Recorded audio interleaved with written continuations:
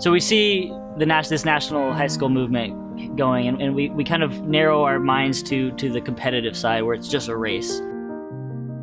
But I think that's just such a small part of what this is actually doing.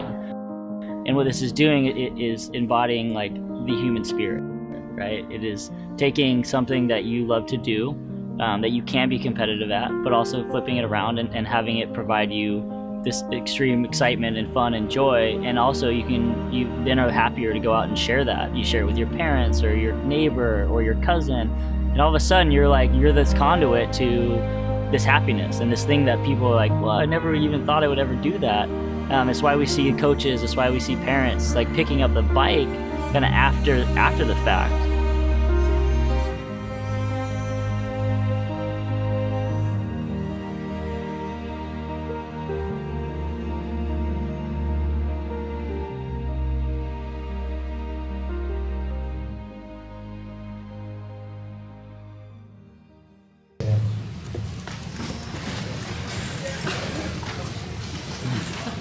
So you know what it's like. I don't need to say anything more, really, do I? Give yourself a hand.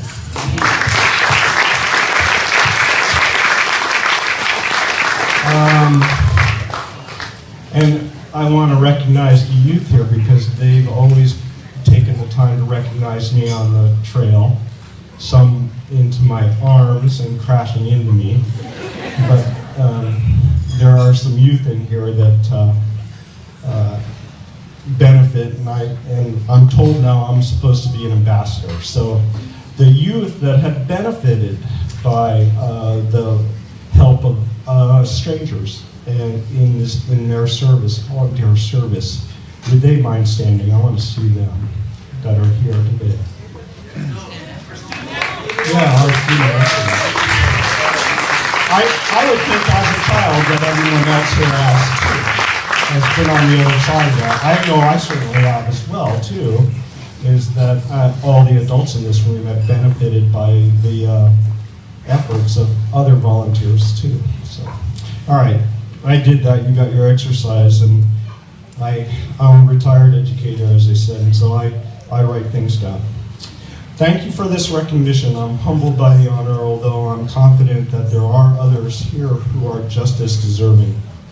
I've had a history of volunteering for organizations that either wholly or in part have been focused on youth development and outdoor pursuits.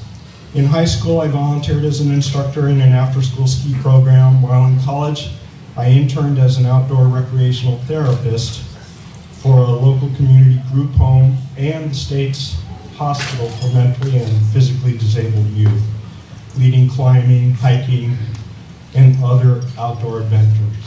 Mountain biking hadn't been thought of yet at that time, so when I began my teaching career, I continued to volunteer, notably as a student ski patrol leader at Park City Mountain Resort and as a moto marshal for the Tour of Utah. I believe I almost knocked you over.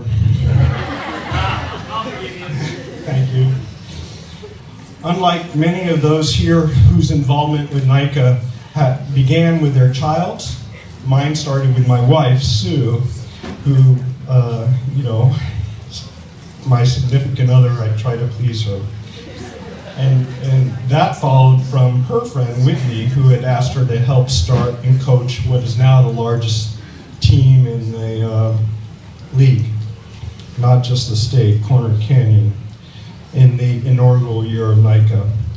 I found myself with the NICA core principles really resonating with my own professional ones as an educator, and I soon found myself assisting Sue as a ride leader in the team, and then helping Lori and the race crew as a course and infield setter. That was really fun to just sort of see that village grow. If you've never been a part of that one, you should give yourself that opportunity. It's like a medieval village, with all the pennants and stuff. It's like they're going to joust, Sue. It was cool. It is cool. And then also as a roving course marshal, which instead of having to keep up with those varsity kids as a sweep, you get to take a little breath every once in a while, and then play with their pace, which is very fast. But you get to take a nap at some point, which is nice. Stop and look cool, stop at a place that's kind of scary, and pretend like you're there to preserve safety instead of just recover.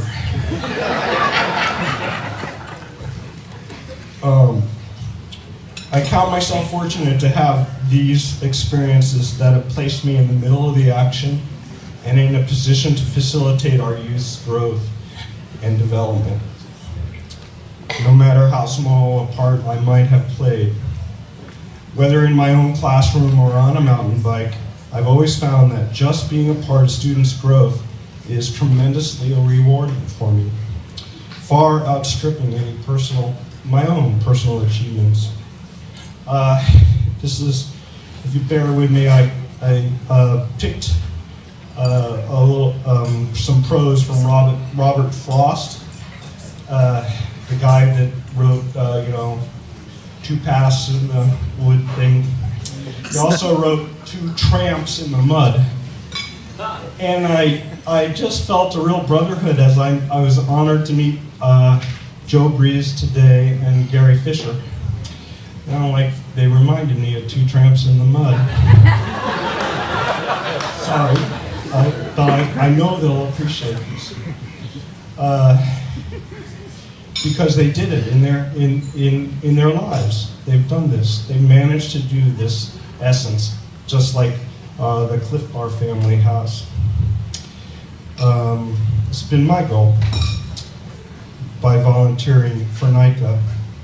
My object in living is to unite my avocation and my vocation as my two eyes make one sight. Only where love and need are one, and the work is play for mortal stakes, is the deed ever really done for heaven and the future's sakes. Thanks again, NICA and Clif Bar, and all of you for this award, and for your own contributions to this wonderful enterprise of human growth and empowerment that we all call NICA.